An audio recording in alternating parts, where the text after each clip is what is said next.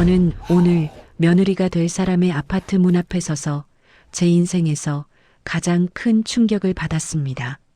손에 든 반찬통이 바닥에 떨어질 뻔했고 발이 얼어붙어 한 걸음도 움직일 수 없었습니다. 문 안쪽에서 들려온 단 한마디 때문이었습니다. 시어머니 세탁소에서 창피해요. 결혼식에 안 오시면 좋겠어요. 이 이야기가 어떻게 시작되었는지, 그리고 그 말을 들은 제가 어떤 선택을 했는지 지금부터 말씀드리겠습니다. 구독과 알림 설정하시고 끝까지 들어주세요. 일주일 전으로 돌아가겠습니다. 그날은 평범한 하루였습니다. 아침 7시 저는 늘 하던 대로 세탁소 셔터를 올렸습니다. 어제 손님들이 맡긴 옷들이 카운터에 쌓여 있었고 저는 하나씩 확인하며 이름표를 붙이기 시작했습니다. 제 이름은 박순자입니다. 올해 73, 이 작은 세탁소를 운영한 지 벌써 30년이 되었습니다. 세탁기를 돌리고 다림질을 하고 옷을 정리하는 일, 지루하다고 생각하신다면 맞습니다. 하지만 손에 익은 일이었고 30년 동안 매일 반복하며 살아온 제 일상이었습니다. 점심때쯤이었을 겁니다. 다림질을 하고 있는데 휴대폰이 울렸습니다. 아들 준호였습니다. 엄마, 다음 주 토요일이 결혼식이야. 목소리가 들뜬 것 같았습니다. 29된 제 아들이 드디어 결혼을 합니다. 저는 다림질하던 손을 잠시 멈추고 대답했습니다. 알지. 엄마가 어떻게 있겠니? 그래, 엄마. 그날 봐. 짧은 통화였습니다. 전화를 끊고 저는 다시 다림질을 시작했는데 왜인지 가슴 한편이 무거웠습니다. 아들의 결혼식. 당연히 기쁜 일이어야 하는데 제 마음 한구석에는 설명할 수 없는 불안함이 자리하고 있었습니다. 오후 3시쯤 손님이 뜸한 시간이었습니다. 저는 세탁소 안쪽 창고로 들어가 쌓여있던 박스들을 정리하기 시작했습니다. 언젠가는 해야지 하면서 계속 미뤄왔던 일이었습니다. 먼지가 수북이 쌓인 박스들을 하나씩 열어보는데 구석에 작은 박스가 하나 보였습니다. 다른 박스들과 달리 깨끗한 천으로 덮여 있었습니다. 천을 걷어내고 박스를 열었습니다. 그 안에 낡은 가죽 표지 노트가 들어 있었습니다. 갈색 가죽이었습니다. 표지를 쓰다듬는데 손끝에 닿는 감촉이 낯설면서도 익숙했습니다. 표지에 금색 글씨가 희미하게 남아 있었습니다. 1995 박순자 컬렉션. 저는 그 노트를 천천히 집어들었습니다. 손이 떨렸습니다. 30년 만에 다시 보는 것이었으니까요. 노트를 펼쳤습니다. 첫 페이지에 드레스 디자인 스케치가 그려져 있었습니다. 섬세한 선들이 페이지를 가득 채우고 있었고 목선의 레이스 패턴, 허리선의 독특한 커팅, 뒷면의 단추 배열까지 세밀하게 그려져 있었습니다. 모두 제 손으로 그린 것이었습니다. 30년 전에 저는 노트를 들고 세탁소 구석 의자에 앉았습니다. 페이지를 한 장씩 넘겼습니다. 웨딩드레스 디자인들이 하나씩 나타났습니다. 각각의 드레스마다 날짜와 신부의 이름이 적혀 있었습니다. 김미영님 1993년 5월, 박정숙님 1994년 3월, 이순희님 1995년 10월. 하나하나가 제 손으로 만든 작품들이었습니다. 30년 전 이야기를 해드려야 할 것 같습니다. 1970년대 중반이었습니다. 저는 25의 나이에 명동에 작은 아틀리에를 열었습니다. 간판도 없는 2층 작은 방이었지만 웨딩드레스를 맞추려는 신부들이 입소문을 듣고 찾아왔습니다. 저는 매일 아침 7시에 일어나 밤 11시까지 바늘을 잡고 일했습니다. 한 땀 한 땀 레이스를 달고 비즈를 수놓고 실크를 재단했습니다. 당시 명동에서는 제법 알려진 곳이 되었습니다. 그리고 1995년 가을 제 인생에서 가장 빛나는 순간이 찾아왔습니다. 파리 패션 컬렉션에 초대받은 것입니다. 제 드레스가 파리 무대에 섰고 저는 대상을 받았습니다. 박순자, 당신은 천재입니다. 심사위원장이 트로피를 건네며 말했고 관객들이 기립박수를 쳤습니다. 플래시가 터졌고 사람들이 악수를 청했습니다. 그때 저는 정말 행복했습니다. 제가 세상에서 가장 특별한 사람이 된 것 같았습니다. 하지만 인생이란 게 참 묘합니다. 그해 겨울 모든 것이 무너졌습니다. 남편이 작은 무역회사를 운영하고 있었는데 거래처가 부도를 내면서 연쇄적으로 부도가 일어났습니다. 빚이 3억이었습니다. 당시 3억이면 어마어마한 돈이었습니다. 저는 선택의 여지가 없었습니다. 아틀리에를 정리했습니다.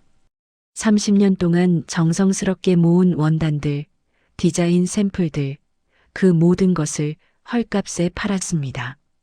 명동의 그 작은 공간도 떠나야 했습니다. 그리고 이 작은 세탁소를 인수했습니다. 남편은 1년 후 세상을 떠났습니다. 스트레스와 과로였습니다. 저는 혼자 남았습니다. 당시 5살이던 아들을 키워야 했고 빚을 갚아야 했습니다. 그렇게 30년이 흘렀습니다. 저는 노트를 덮었습니다. 가슴이 먹먹했습니다. 30년 전의 저와 지금의 저. 너무 다른 두 사람 같았습니다. 그때 휴대폰이 울렸습니다. 며느리가 될 김지은에게서 온 문자였습니다. 어머니, 오늘 저녁에 반찬 좀 가져다 주실 수 있으세요? 준호 오빠가 반찬 먹고 싶대요. 저는 화면을 보며 잠시 생각했습니다. 지은이와 준호는 6개월 전부터 함께 살고 있었습니다. 결혼 전이지만 요즘 젊은 사람들은 그렇게들 산다고 했고 저는 반대하지 않았습니다. 지은이는 괜찮은 아이 같았습니다. 명문대를 나왔고 대기업에 다니고 있었으며 무엇보다 제 아들을 잘 챙겨주는 것 같았습니다. 저는 답장을 보냈습니다. 그래, 저녁에 갈게.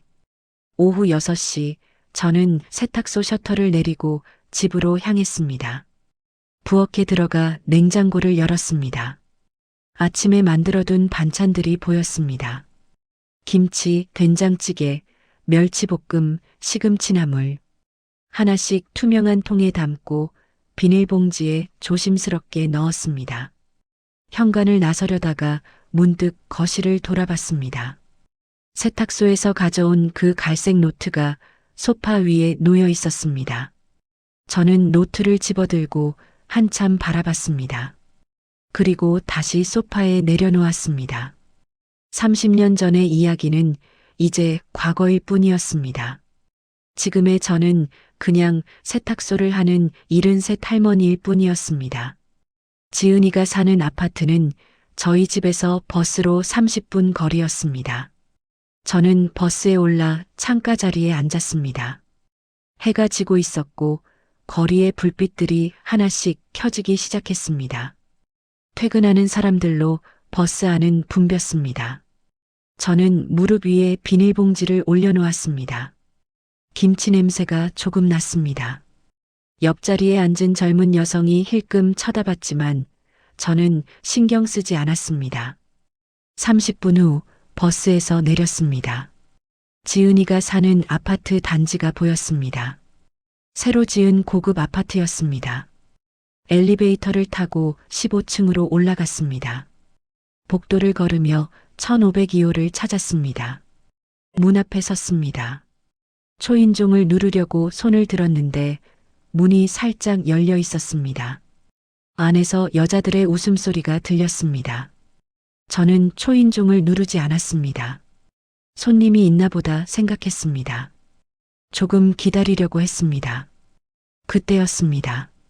지은아, 시어머니는 뭐 하셔? 누군가가 물었습니다. 저는 손을 멈췄습니다. 지은이의 목소리가 들렸습니다. 그냥 집에 계세요. 잠시 침묵이 흘렀습니다.